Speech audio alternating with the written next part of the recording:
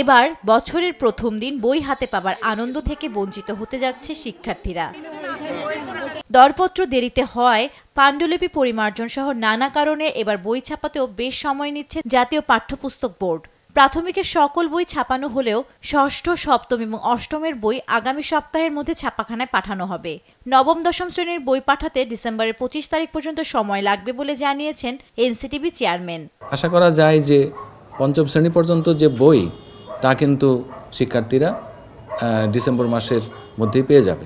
মাধ্যমিকের ক্ষেত্রে আমাদের দরপত্র তৈরি করতে দেরি হয়েছে, এখানে অনেক পরিমার্জন করতে হয়েছে।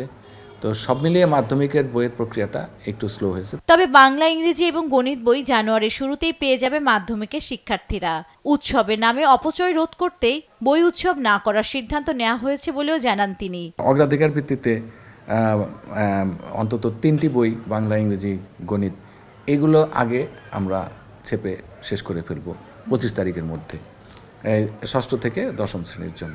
অবশ্যই আমরা জানুয়ারির প্রথম সপ্তাহ বা 10 তারিখের মধ্যে বাকি বইগুলো দেওয়ার চেষ্টা করব। এই উৎসবের নামে যে অপচয় হয় সেটা পরিহার করা। অন্যদিকে উপদেষ্টা পরিষদের ক্রয় সংক্রান্ত বৈঠক শেষে অর্থ উপদেষ্টা জানান, জানুয়ারির শুরুতেই সকল শ্রেণীর সব বই দেওয়া সম্ভব হবে না।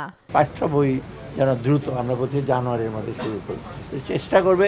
জানুয়ারির মধ্যে হয়তো সবগুলো একসাথে আসতে পারবে না, তো আমরা 1 তারিখে আজকে যেটা করছি সেটা অলরেডি তারা কাজ শুরু করেছে, কিন্তু আমাদের অনুমোদনের পর ওরা তো প্রেসকে বলবে।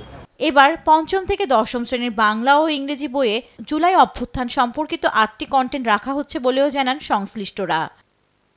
জান্নাতুল মোহনা, দেশ টিভি, ঢাকা।